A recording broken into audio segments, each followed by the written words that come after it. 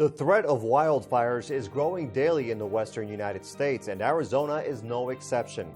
Experts say we need to be prepared.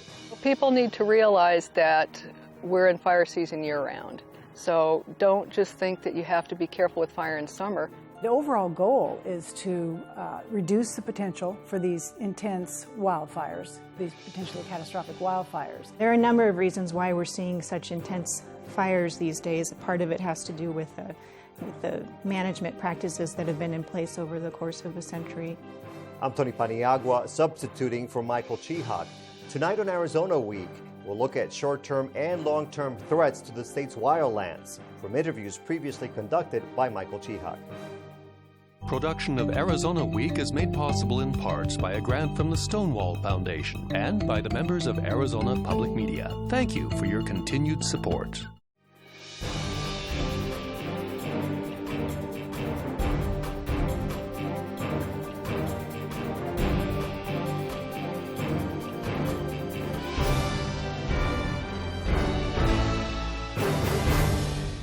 So far in 2012, much of Arizona's grasslands, forests, and other areas have been spared from the devastating fires we have seen in recent years. A few fires that have burned about 50,000 acres are now contained, but forest officials are predicting worsening conditions. First tonight, you'll hear how the Coronado National Forest is preparing. Here's Public Information Officer Heidi Schul. What are current fire conditions in the Coronado National Forest? Well, right now we are set up to experience a above average fire season. There are a number of factors that are contributing to that. First, we are in an ongoing drought, so conditions are quite dry. We've seen a few storms come through, which have just brought really very short-term benefits, if any. So the fuels are very dry. Additionally, there are a lot of fine fuels, such as grasses and so forth, that are left behind from previous wet monsoon seasons, and in places that those didn't burn last year, they are still available. So they have dried out. They're flammable right now.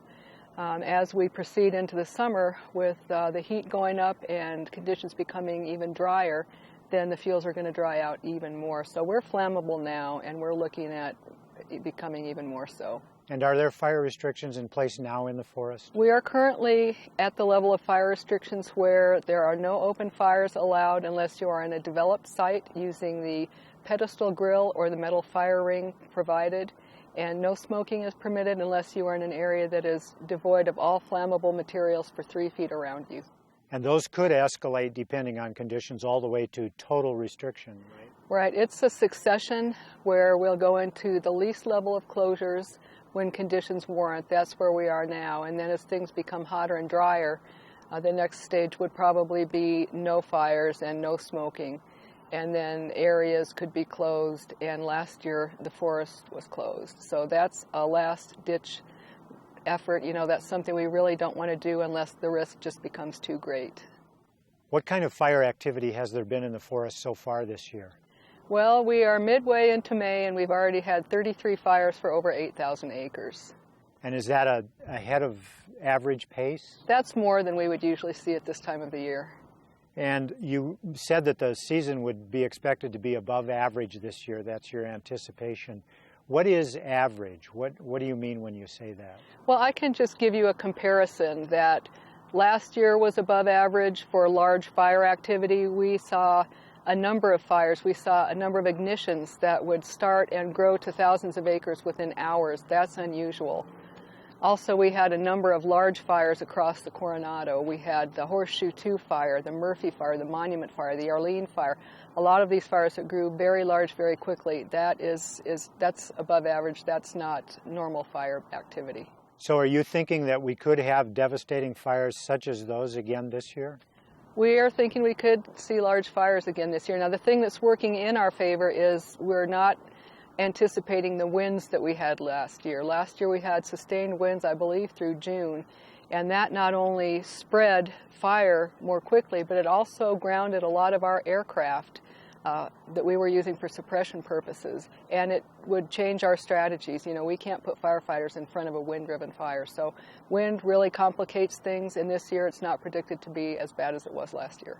Speaking of firefighters, what kind of resources are there in place or in preparation for an anticipated above-average season? Okay, well, we have here across the forest 9 fire engines on each of our 5 ranger districts. We have our Coronado National Forest fire crew, hand crew. Other hand crews are available to us. We have a hot shot crew that's pre-positioned here on one of our ranger districts. Other hot shot crews can be ordered. We have an air tanker base set up at Fort Huachuca that we can fly air tankers in and out of. We have 8 heavy air tankers that are in the vicinity right now. They are currently working the fires up north, but should we have an ignition, that's what we refer to as initial attack when we go to fight it, and that takes priority. We have a helicopter also that is on the forest and another that's assigned, but it's currently away on a fire. So we are set up pretty well. We do have a lot of resources here, and there are additional resources that we can order if needed. What else is it that the public needs to know about how the Forest Service prepares for fire season and then acts when emergencies occur? Well, the Coronado is in fire season year-round at this point. So we always have our crews and our engines that are out on patrol, talking to people. We do fire prevention and education. And then early in the spring, through the winter and the spring, we'll start training up our firefighters, bringing our seasonals on. And we will bring on additional resources such as the helicopters. They are just here for fire season. Everybody will be trained up and positioned and out patrolling. Then when an ignition is detected, we go into what's called initial attack. And our nearest resources will go and try to suppress the fire. They'll call in what additional resources they need. Often these will be some of our partnering fire departments, our local and municipal fire departments. If they need air resources, then they will order those up as well. So we'll give it what we think is needed and hopefully catch it while it's small. The Forest Service puts out about 98% of our fires in initial attack. When it keeps them small, keeps the costs down. Now, this isn't always possible, especially in some of these really dry desert conditions, and then you add a little wind and turn up the heat and turn down the humidity, and that complicates things even more. Also with that Coronado National Forest, a lot of our terrain is very, very steep, which affects both fire behavior and what firefighters can actually do in aircraft, how effective the aircraft can be. So there's a lot of things that go into what happens and how successful we are. Now, not all fires can be prevented because, of course, we have lightning and natural causes, but human-caused fires can be prevented. What do you say to the public to help us live up to Smokey Bear's admonition that only you can prevent wildfires? Well, people need to realize that we're in fire season year-round. So don't just think that you have to be careful with fire in summer. You know, if you're always thinking about this, fire safety, if it's always at the forefront, then that's how you're going to behave. And we encourage people always know before you go. If an area is in fire restrictions, know what they are, and please, please pay attention. They're there for a reason. If it's windy, if it's a windy day, do you really need a fire? You know, don't have one if you don't need one. And really important, never leave a fire unattended. Wildfires have been part of the landscape for time immemorial, but of late they have gotten much worse, and scientists point to different factors such as mismanagement and climate change. Here's an interview with Arizona State University fire historian Stephen Pine, who discusses the dynamics. So the wildfire has raised all kinds of environmental, political issues across the state. From your perspective, was this fire avoidable? Well, I think we have to accept that in Arizona, particularly the White Mountains, fire is inevitable as long as we keep this as public land, and we want to keep it in a quasi-wild state. Fire is going to happen, and in many ways it's essential. It's part of the dynamic of that ecosystem, but we have a lot of choice in what kinds of fires we have, how big, how frequent. There are enormous numbers of things we can do. So I don't think this fire was inevitable. Fire in the abstract is going to happen, and we need it to happen, but this kind of fire at this time, under these circumstances, was not. So in our society, our politically driven society, how do we drive fire policy, if you will, so that the inevitable fires occur and the ones that shouldn't be inevitable don't occur? Well, I think we've been at this for 100 years now. if we dated from the big blow-up of 1910, which really galvanized the Forest Service into wildland fire protection. And what have we learned from that? I think we've learned that you've basically got 4 options for fire-prone areas in wildland. You can just sort of turn it over to nature, give it lots of room to run. You can do the burning yourself, accept that fire is going to happen, but do it. You can try to suppress fire, to exclude it, and you can try to change the landscape itself so that whatever fire occurs from whatever source, it has qualities you want. I think what we learned is that all of these fail by themselves. None of them can succeed on their own, and that what we need to do is mixtures of things adjusted to particular places and sites. Now, in the realm of the political discussion about the Wallow fire specifically, there is a lot of finger-pointing going on. You've made reference to people are talking with their backs to the fire, is the way you wrote it in a piece you wrote in June. Talk about that a little bit. What kind of conversation do we need to be having? The difficulty is that people are using fire and the wonderfully graphic, intelligent qualities of fire to animate some other message. They all have their backs to the fire and are using the fire to speak to some other audience about some other theme, not fire and fire management, but some other topic. So we're all arrayed around a common fire, but with our backs. And what we need is for everybody to turn around and talk to one another about what we all share, which is the fire scene. Which right now it's hard to know who is gaining from the kinds of fires we're having. It's hard to know, to see real benefits out of this, that we can do it better. And the difficulty here is that, elk don't vote, ponderosa pine don't vote. There aren't a lot of people. There's not a national constituency for fire. But we will have to manage fire in the state somewhat on the model that we manage water, that we're going to have to create an infrastructure for managing fire. We're going to have to devote a lot of attention and resources to it. That doesn't mean we just overrun the landscape with chainsaws and bulldozers or cattle. But it means that we have to apply a lot of site-specific information, and we have to do a lot better job. I refuse to accept that after a century of fire management and learning and research, that this is what we're left with. That the Wallow fire and the Horseshoe 2 fire and all of the other fires we've seen in the state is what a century means.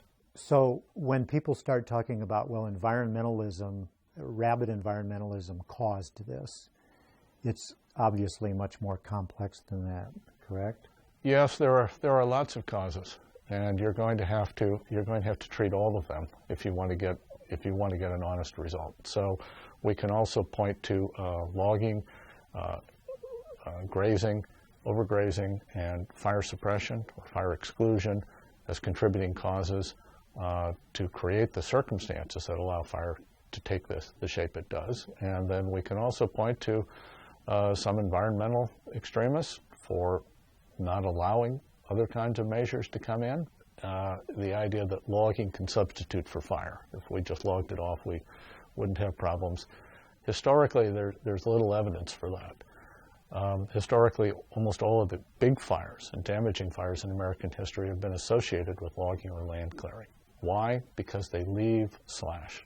They leave an enormous fuel array on the land afterwards. You have to clean that up, and we don't clean up. It's too costly. Logging takes the big stuff, leaves the little. Fire burns the little stuff and leaves the big. So one is not a substitute for the other. There are opportunities to enhance forest ecology to minimize wildfire damage, and there already are some success stories. Fire ecologist Molly Hunter from Northern Arizona University elaborates. Molly Hunter, professor of fire ecology at Northern Arizona University, thanks for being with us. You're welcome. Tell me, is it economically feasible to get our forests in the shape they need to be in to prevent fires? Yes, I think that has certainly been a stumbling block in the past, is that agencies really haven't had the resources to combat the problem at the scale that's really necessary to make an impact. But there are some encouraging things happening, particularly in Arizona. One is the Forest Restoration Initiative, which is in northern and central Arizona, and another are the various fire escape projects that are going on in southern Arizona. And the whole purpose of these projects is to work collaboratively with multiple partners across very, very large scales. And once you do that, once you ramp up the scale of production, so for example, the Forest Restoration Initiative, they're talking about treating up to 1 million acres with thinning and prescribed fire over 20 years. At that scale, that creates bigger incentives for the forest products industry to invest in things like new mills and equipment that would be needed to utilize some of that material that will result from those treatments. So there is some practicality to it, and it can become commercially viable without being intrusive on the true nature of the forests? Yes, I think so. I mean, it still does require some investment from the agencies and some resources, but there are ways to offset some of those costs if we can get industry involved. Mm-hmm. What role is climate change playing in forest management now? Well, certainly climate plays a big role in the way we see fires burn. When conditions are much drier and much warmer, then we see fires burning with greater intensity. And there are a number of reasons why we're seeing such intense fires these days. A part of it has to do with the management practices that have been in place over the course of a century. But certainly warmer conditions and drier conditions are contributing to the type of fire that we see now. In California, when there's an earthquake, the engineers come in afterward and determine what things worked and what didn't as far as structures go. And then they make changes and adjustments, and the rules about how you build something get stricter.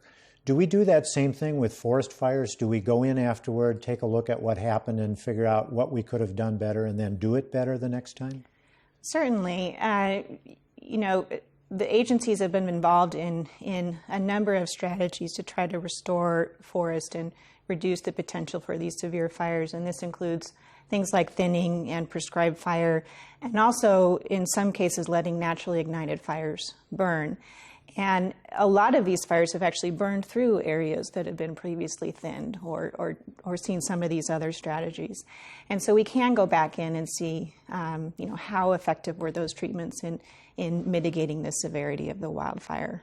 And can you give us an example of a well-managed wild forest area in the Southwest? Sure. So one of the areas where I've worked extensively is the Gila National Forest in central New Mexico. And partly because of the remoteness of that area, they've been able to really let fire play sort of its natural role, the role that we would have seen it played historically hundreds of years ago. So since the 1970s, they've adopted this practice of just letting naturally ignited fires burn. And this started as long as they were burning with relatively low intensity and not threatening structures or posing a threat to forest health or watersheds or anything like that. And this really started in their wilderness areas, but in the last few decades, they've expanded it outside of the wilderness areas as well. And what we've seen, there have been some fires that have burned in the Gila National Forest this summer, and they've burned with relatively low intensity and severity, even under these really extreme climatic conditions that we've seen this summer. So I think it's a good example of how we can kind of safely reintroduce fire into the landscape and see some beneficial effects. We have a little more than a minute remaining, and in that time, would you tell us how forest usage issues, in addition to visitors and tourism, things like logging and cattle grazing, how do they fit into the larger issues of forest management? Well, I think they're all certainly closely intertwined. A healthy, restored forest is often better for recreation. There have been studies that show that people find these more open forests more aesthetically pleasing. And we can certainly use things like thinning and industry to help us get to the place where we want to be. I think in terms of more restored forests that are less prone to these really intense wildfires. So very briefly, the one-size-fits-all forest management no longer is viable. Is that correct? That's correct. And really managers have multiple strategies at their disposal, I think, to restore forests and to mitigate the potential impact of severe fires. And we know that they all work, and they all have their place in different under different circumstances. Molly Hunter, Professor of Fire Ecology at Northern Arizona University. Thanks for being with us. Thank you. For the first time ever, divergent and often disagreeable voices on forest management and fire prevention have come together to create Arizona's Forest Restoration Initiative. Here's an interview with the Udall Foundation's Maggie McAffrey, who helped negotiate the agreement. The Forest Restoration Initiative that Professor Hunter mentioned is the most comprehensive forest agreement ever reached among a wide range of stakeholders who usually disagree with one another. It's being touted as the best chance we have of minimizing future conflagrations. Here to tell us what it is and how it came about is Maggie McAffrey, who helped mediate the plan. She's with the Udall Foundation. Welcome. Hello, and thank you for inviting me. Tell us what the Forest Restoration Initiative is all about.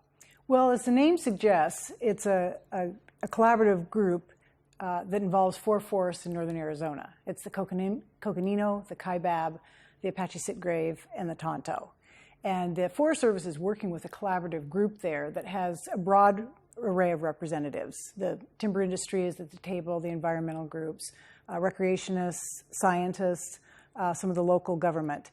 And they're working together to restore some of the forests over a 2.4 million acre area on the Mogollon Rim.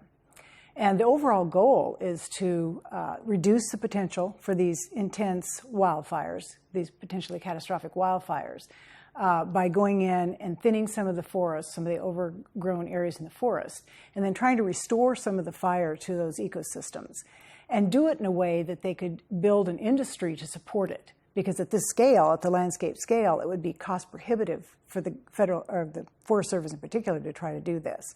So they're trying to build an industry that would help with harvesting the lumber and then processing and using it as well.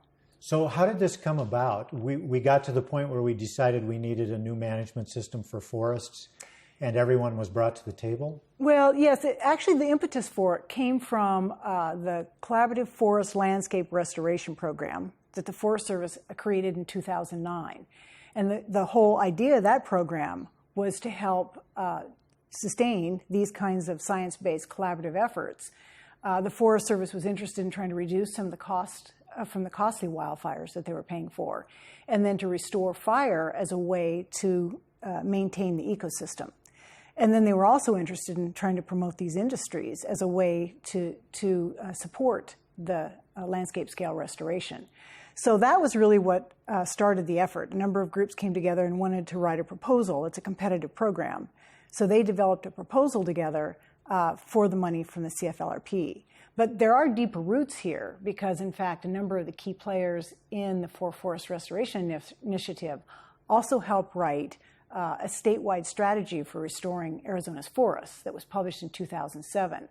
So that conversation about how to do landscape scale restoration has been ongoing here in the state of Arizona.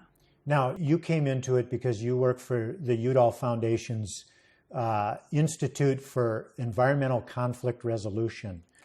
Tell us a little bit about what that does and how it got involved here. Right. We became involved, as you said, the Institute is a program under the Udall Foundation. And some of the key players came to us in 2009 and said they would like to have us help them develop this proposal, to work together to develop the proposal. So we've been working with them since 2009. And our role has been to help them, provide process development and neutral facilitation to develop the proposal initially, which was funded. And then since then, they've developed what they call a path forward, which is their vision and mission statement about what they're going to be doing, as well as a charter and a memorandum of understanding with the Forest Service that outlines the relationship, how they're going to work together, how they're going to make decisions, that kind of thing. So that's been our role to date. We'll be actually transitioning back from that role in the next year because they're trying to take over more of the day-to-day facilitation. And that's typical. We try to get groups up and going, and our facilitator who's providing primary services now is giving them some training on capacity building, how to work together and have conflict be creative so they can use it to learn and work together. Speaking of that conflict, at the table were some at least professional enemies, we should say, I guess is the best way to put it. Business interests and environmentalists who don't always agree on these kinds of things. Give us one example of a conflict in that regard and how it was resolved through the mediation. Right. Well, primarily, some of the concern has been how to make decisions. Do you have to come to full consensus, for example? And so you work with groups to identify what are key interests that they have. And then when they look at a decision, they make it come together and say, do we have to have full consensus? Can we move forward? If some of us say we can live with it, but we don't fully support it, document what some of those issues are, and then continue to move forward so there's momentum. People don't just get stuck doing nothing, but are able to resolve some of those key issues or circle back around, possibly look for additional science if that's going to help address some of the questions. But you really support people working through those key issues and broadly understanding what are the implications and then addressing their needs. What is it they need from the process? Now, getting that kind of agreement among such diverse groups may surprise some of our viewers, but it also may lead to the question of, could we apply these techniques to other areas of conflict in public policy? For example, what's going on right now in Washington with the deficit and the federal budget and the debt ceiling. What are the fundamentals of this that could be applied in other realms like that? Well, one of the primary principles is the people at the table have to agree that they want to be there and they're willing to work together, because the whole focus is trying to build trust with the group. And then as you're working with issues, you try to move away from politics, if you will, pointedly working person to person and trying to focus on the problem more generally so that people can create a space of understanding what is the same problem they all share and then what are potential ways to move forward on that. So it's, really just general principles of getting people to build trust and work together. Excellent. Thank you so much for taking the time to be with us on Arizona Week. You're welcome. Thank you so much. Since that interview, the Forest Restoration Initiative has received federal funding, and just last month, the first contract was awarded for forest restoration work in northern Arizona. That's the program for Friday, June 15th, 2012. You may go to the azweek.com website to see what we're working on for next Friday. For Arizona Week, I'm Tony Paniagua. Have a great weekend.